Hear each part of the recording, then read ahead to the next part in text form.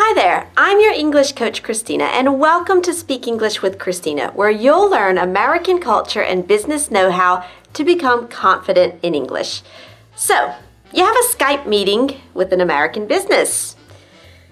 You have the usual stress of a real meeting, but with even more questions. What if you also have to deal with technical problems? What if the connection fails? Don't worry, here's how you can use that situation to your advantage. Let's go.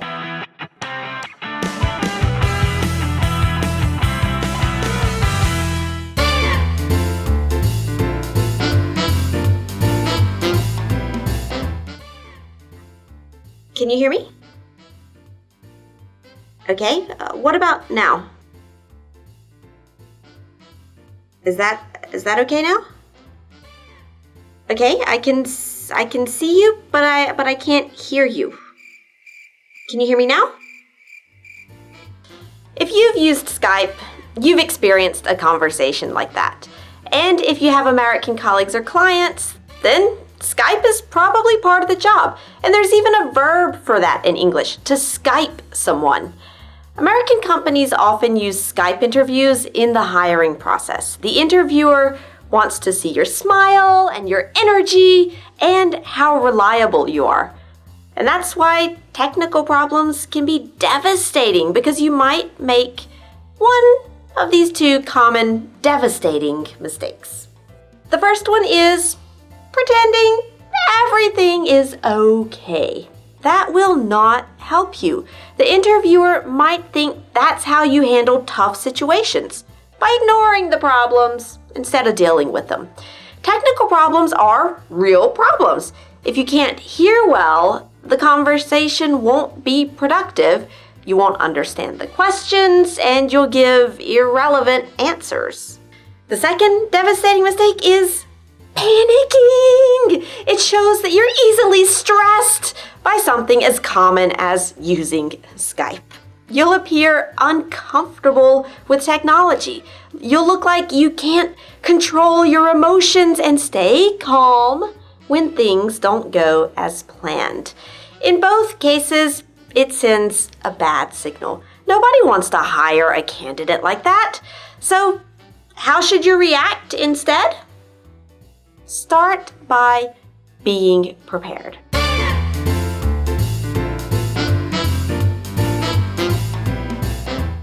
You should be just as serious in your preparation for a Skype or phone interview as you would for a physical interview. In fact, maybe you should prepare more. Skype is notorious for connection problems. Probably 1 out of 3 calls that I do on Skype have connection problems at some point. So, to minimize the risks, check Skype's recommendations for connection bandwidth on this page, and I'll put the link below. Then, use this site to test your connection, link below. And if your bandwidth is not enough, use an Ethernet cable to connect instead of Wi-Fi. Yes, it's old school, but it works. You should also get familiar with the extra features of Skype. Be sure that you know how to turn on your video in case this isn't automatic, and how to send a chat message so you can give email addresses, phone numbers, and links to the interviewer. And learn how to share your screen. It might prove useful.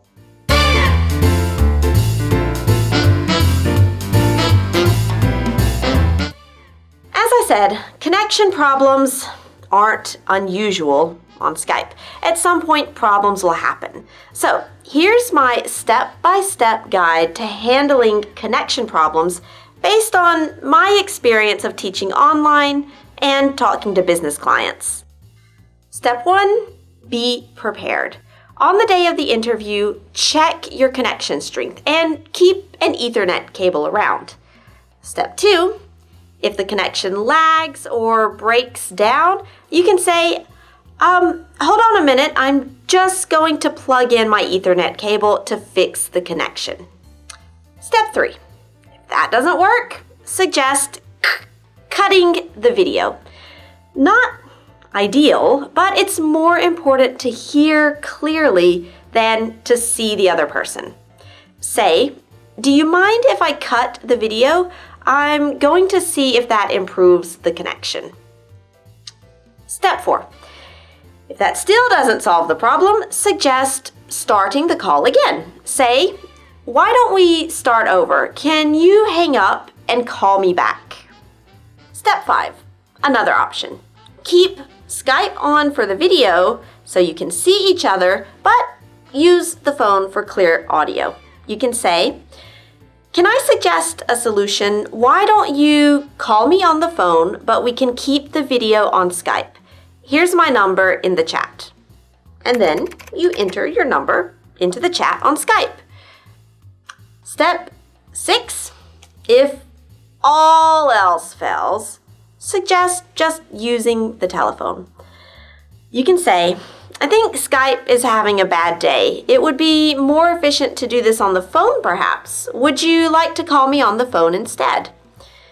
In this whole situation, don't panic.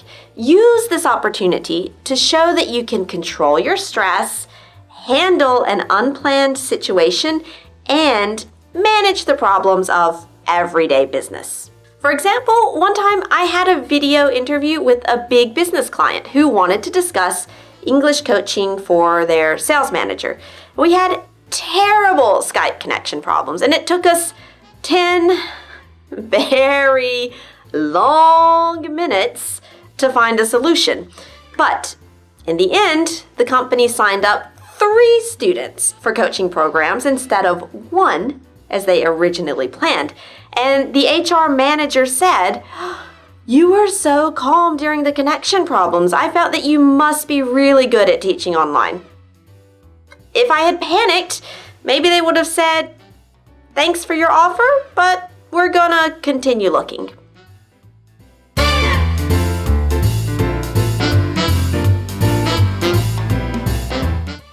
So, remember, prepare your call, learn Skype extra features, and check your connection. Don't ignore the problem and don't panic. And you can always fall back on my step-by-step guide to handling technical problems. Now, write down your plan and the sentences that you can use in that situation and keep them around during your call. And that's an advantage of Skype, is that you can cheat and be prepared with notes, so you know that everything will be fine even if problems arise. And now, you're done.